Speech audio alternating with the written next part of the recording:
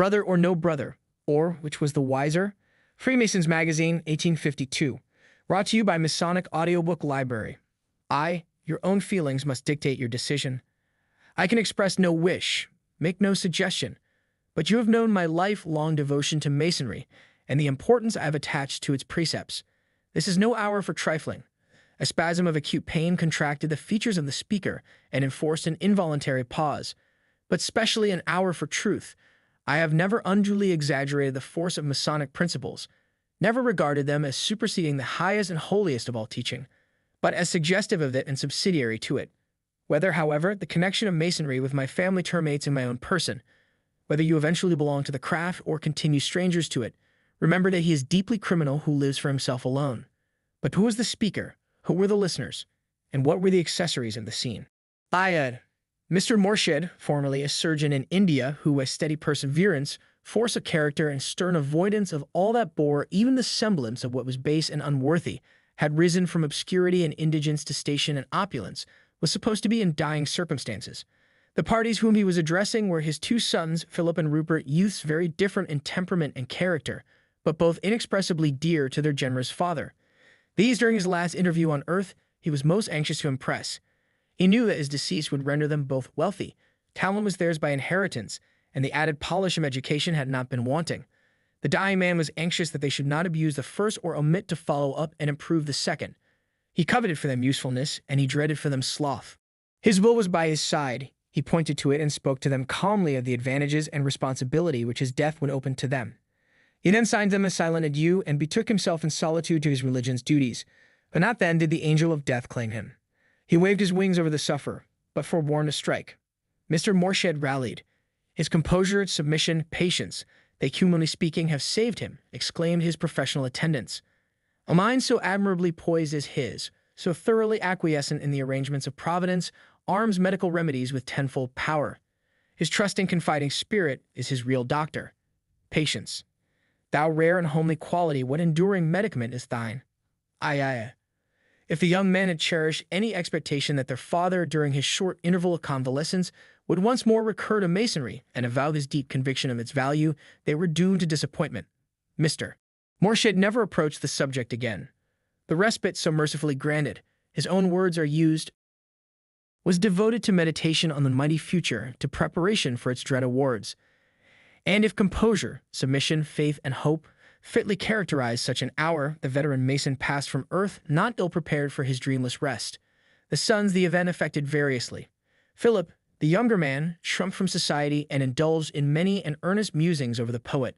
Rupert, the elder, courted society, talked of the absurdity of grief, and was all impatience for the distribution of the property and for means of prosecuting a scheme of foreign travel. The first seemed to cherish whatever could recall the memory of his father, the other bent on forgetting him with all convenient speed. They were together one morning when searching in Mr. Morshed's secretaire for some paper that was needed. They lighted unexpectedly on a packet carefully and elaborately sealed, and in a feeble and trembling hand, thus inscribed: For him, allied to me by blood, who values my memory, recollects my conversation, and heeds my opinions, however lightly and casually expressed. What may this disclose? Exclaimed Rupert. Marvelous pains seem to have been taken to secure the contents for injury. What may be within? Platil, valuables. Yes, in one sense, as having been warned by him, was the reply slowly given, and not without emotion. I imagine the packet to contain his Masonic insignia. That was one of the governor's infatuations, one of his infatuations to the very last. Masonic, eh?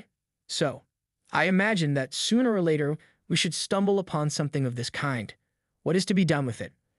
Philip pointed in silence to the inscription. All stuff and nonsense, remarked the elder brother angrily. I ask again, how shall we dispose of it? The younger man read deliberately the address, but trusted himself with no comment. Pooh, rank absurdity, cried the elder son. We're not going to keep it. That, like other matters, must be disposed of. Disposed of, exclaimed Philip, with that memorandum endorsed on it and written by himself the very day before he died. No heroics, Phil, no heroics. This is a money-getting age which has scant sympathy with them. I ask once more, who will be the buyer? I, cried the younger indignantly. I at any estimate that may be formed. Well, that's businesslike, and I understand you. Would that I could return the compliment, rejoined Philip sadly. My dear brother, are the dead at once to be forgotten, and their wishes? Oh, If you are about to moralize, I bid you good morning. I don't affect homilies at any time, but least of all when delivered by a layman. Adieu." And whistling his dog to his side, Rupert quitted the apartment. IV. Philip mused on in silence. Memory recalled to him many a touching trait of the departed. He thought of his father's unvarying affection and consideration for both his children, of the costly education he had bestowed on Rupert, of the extent to which his predilections had been gratified, and his expensive habits borne with, of the invariable gentleness with which the deceased rebuked, and the eagerness with which he praised, and with these he contrasted Rupert's levity, heartlessness, ingratitude, and avarice. It was a melancholy hour, and more than once the exclamation rose to his lip, "If so selfish in youth, what will he be in age?" But that secretaire, crowded with papers, must be examined, and those huge packets of letters must be sorted, classed, and perhaps to a great extent destroyed. And with a sigh, Philip seized the lightest and thinnest bundle, and addressed himself weariedly to his task. That fee. Ling speedily gave place to eagerness and admiration. The packet was made up exclusively of letters from various individuals at different periods of Mr. Morshed's career, thanking him for patronage, pecuniary help, successful intervention, and availing influence exerted in their behalf during the hour of need. It was a marvelous testimony to the unwearied and lifelong benevolence of a most open-hearted man. The blessings of the widow were there, and the manly acknowledgments of the orphan, and the prayers of the aged, and the buoyant and sanguine thanks of the young. Few seemed to have applied to him in vain. Around the packet was a broad label with these words in pencil. The preservation of these letters seemed to savor strongly of vanity, but I leave them that my children may see that self was not uppermost in my thoughts. I assume no credit, covet no posthumous praises. Masonry taught me never to witness sorrow without endeavoring to relieve it. That I have been able occasionally to do so, all praise be to the Most High. This comment opened up a long train of thought in the mind of the excited reader, and at last issued in this conclusion: "That can be no unholy bond which prompts and ripens such noble fruits. If life be spared me, I will join the fraternity." It was with a feeling of indefinable uneasiness that Philip on the following morning looked forward to an exchange of greetings with Rupert at the breakfast table.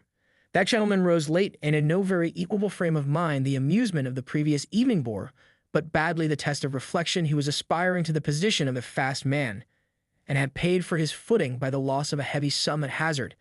This result galled him. His night's rest was broken, and he had risen with curses on his lips at his folly, ill at ease, feverish, and irritable.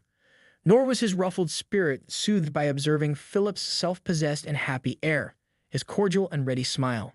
"Oh, by the way," exclaimed the elder, after a volley of growls at everything on the table, "how about those Masonic insignia we discussed at ouch length yesterday?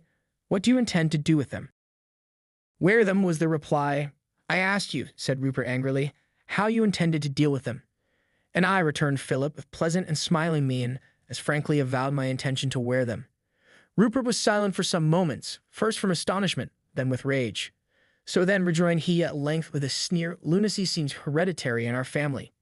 The younger son pointed to a portrait which fronted them and asked, did he ever show any symptoms of unsettled or ill-regulated intellect? "Yes, in his absurd consideration for the wants of others, but he's gone, and what he did or did not do is beside the question. Your intention, then, is to become a Mason. If the fraternity will accept me, you'll repent it. Fraternity.